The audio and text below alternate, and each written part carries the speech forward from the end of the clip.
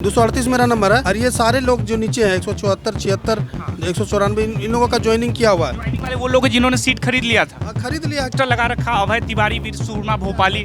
आप सुरमा भोपाली लग के क्या इस मैसेज दें? सरकार का दलाल है और झारखंड में नहीं करता है ये लोग हरियाणा में जाके करेगा, पटना में जाके करेगा, दिल्ली में जाके करेगा। वहाँ पे तो बीजेपी सरकार को आरोप लगा दिए, मंच साझा कर लिया, नौकरी आप बेच रहे हैं, ये गलत नहीं है। इस वक्त मौजूद है हम रांची के जयपाल सिंह मुंडा स्टेडियम में। आज यहाँ सिर्फ भीड़ नहीं बल्कि अपने भविष्य की लड़ाई लड़ते हजारों छात्रों की आवाज़ गूंज रही है। हाथों में तख्तियां हैं, जुबां पर नारे हैं और आंखों में उम्मीद लिए छात्र अपनी मांगों को लेकर लगातार डटे हुए हैं। नमस्कार, आपने देखना शुरू कर दिया है पब्लिक संपर्क और मैं हूं आपके साथ चंदन प्रताप सिंह। जी हां, आपने जिस तरह से दिल्ली के जंतर मंतर पे देखा छात्र एकजुट होकर पेपर लीक के मुद्दे पे सरकार को झुकाने का काम किया, ठीक वैसा ही मंजर आप झारखंड की राजधानी रांची में देखने को मिला है। लगातार छात्र यहाँ पे पेपर लीक को लेकर, पेपर में जिस तरह से धांधली हो रहा है, पेपर एग्जामिनेशन से पहले जिस तरह से रेट फिक्स कर दिया जा रहा है, इन तमाम मुद्दों पर शिक्षा मंत्री से लगातार छात्र जवाबदेही ले रहे हैं। तो छात्रों से जानने की कोशिश करेंगे कि इतने दिनों से लगातार छात्रों से आप सवाल कर रहे हैं लेकिन अभी तक कुछ सुनवाई नहीं हुई है, आखिर छात्र कब तक डटे रहेंगे, तमाम मुद्दों पर बात करेंगे।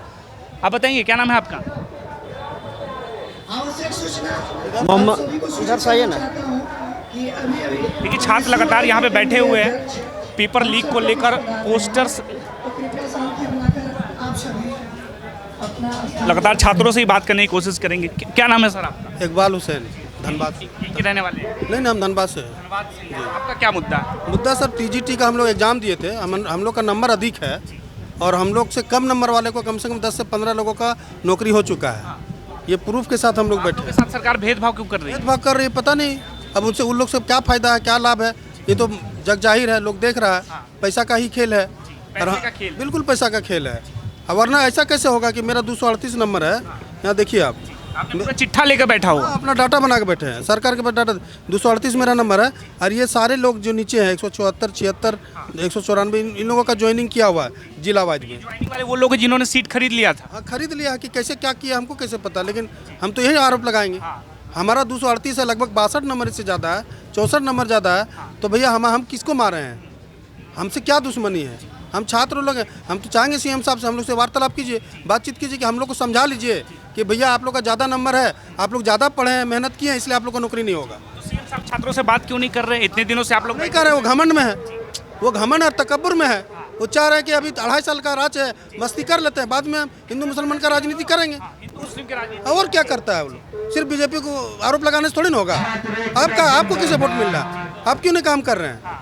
तो बोका बनाने का चुनाव में 5 लाख रोजगार देने का दावा किया था, उस पर खड़े उतर पाए हैं? भैया इनके पास जो वैकेंसी है, शिक्षकों का वैकेंसी 1 लाख है और अभी तक 15,000 लोग जेटेट में हैं पास। उनको आप डायरेक्ट नौकरी नहीं कर रहे हो, उनका एग्जाम आचार्य के नाम पे लेते हो और आचार्य में पास करने की सेटिंग कराते हो और बोका बनाते हो। 1 लाख का वैकेंसी है, 15,000 आपका जेटेट है, क्यों एग्जाम लीजिएगा आप? मतलब बोका सब, मतलब देखिए जनता सब जान रहा है, छात्रों को बेवकूफ बना रही है। लोग परेशान है। कहीं मतलब एक मंच मिला हुआ है, अब लोग के अंदर उबाल आ रहा है, अपना एग्रेशन लोग निकाल रहा है। लोग पहले नहीं समझ पा रहा था क्या करें नहीं करें। हम लोग कोर्ट कचहरी से जीते हुए हैं, उसके बाद भी हम लोग को नौकरी नहीं दे रहा। मतलब सरकार ठान लिया है कि 1-2 लाख लोगों को नौकरी नहीं देंगे तो क्या हो जाएगा? दुनिया भर का तो जनता ही है बेवकूफ, वो तो वोट देवे करे। को सरकारी नौकरी नहीं दी जा सकती। आपका क्या नाम? छात्र मोहम्मद साकिर अंसारी नाम हुआ। छात्र हैं जी, हम लोग इस तरह से है।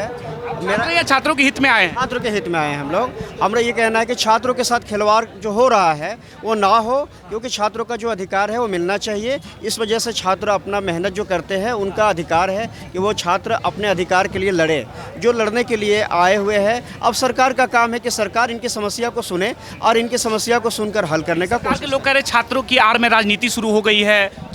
देखिए, राजनीतिक इसमें छात्रों के आड़ में नहीं हुआ है। बात यही है कि छात्र के साथ जो है उनके बच्चे पढ़ रहे हैं तो उनके लोग आ रहे हैं। जैसे मेरे भी बच्चे पढ़ रहे हैं, मेरे भी लड़के लोग हैं, तो हम लोग भी सहयोगी में आए हुए हैं। हम कह रहे हैं कि आप राजनीति कीजिए ना, आप क्यों नहीं कर रहे हैं? आप तो सरकार में हैं, आप इन लोगों को छोड़ दीजिए, आप बात कीजिए। यहाँ प्रूफ के साथ बैठे हुए हम लोग, आप ही का ना रिजल्ट। सरकार की तरफ से बात करने आप लोग दूसरे को तो आरोप लगा देते हैं। वहाँ पे तो बीजेपी सरकार को आरोप लगा दिए, जाके मंच साझा कर लिए कि ये गलत हुआ, या नौकरी आप बेच रहे हैं, ये गलत नहीं है। मतलब सबसे मतलब जनता सबको पता है, छात्रों को सब पता है। ये सब जो आरोप प्रत्यारोप लगाने का इन लोग के पास मतलब कुछ है नहीं ऑप्शन।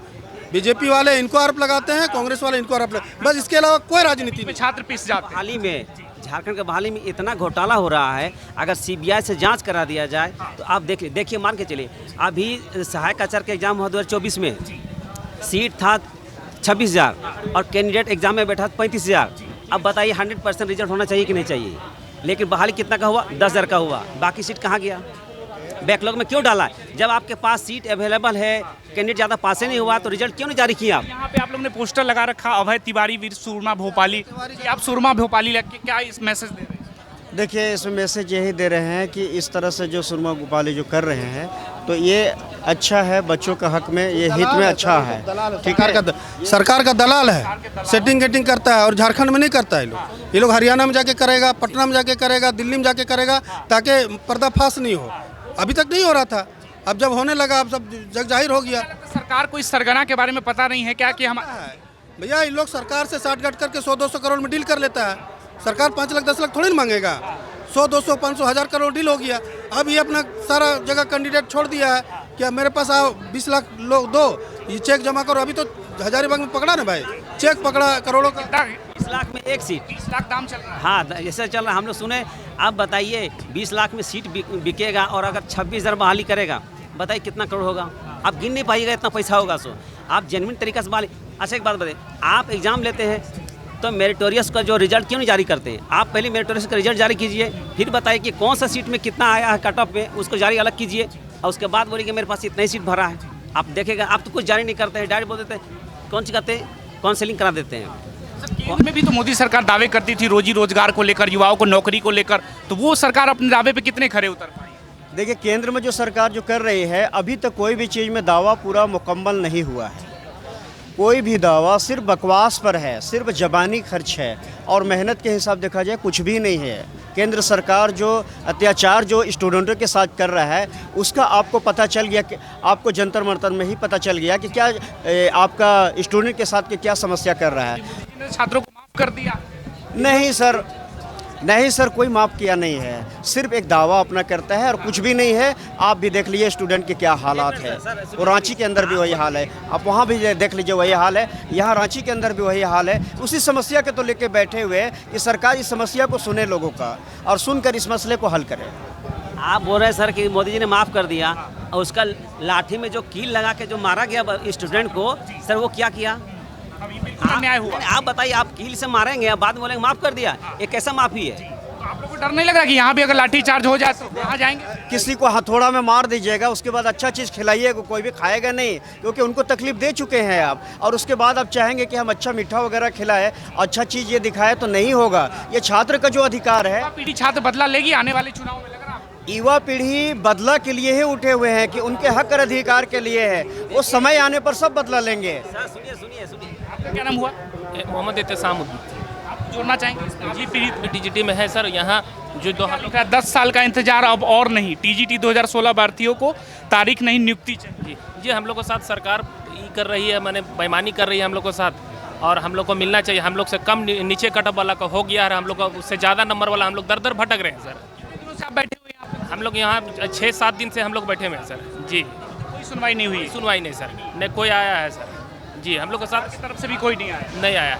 हम लोग यहाँ से इंसाफ लेके ही जाएंगे सर, जो हो जाए, हम लोग चाहे मर मिटेंगे इसके लिए। छात्रों का पूरा हुजूम उमड़ पड़ा है। जिस तरह से आपने देखा दिल्ली के जंतर मंतर पे छात्र प्रदर्शन कर रहे थे, वैसा ही प्रदर्शन ये झारखंड की राजधानी रांची में है। और भी छात्रों से जानने की कोशिश करेंगे।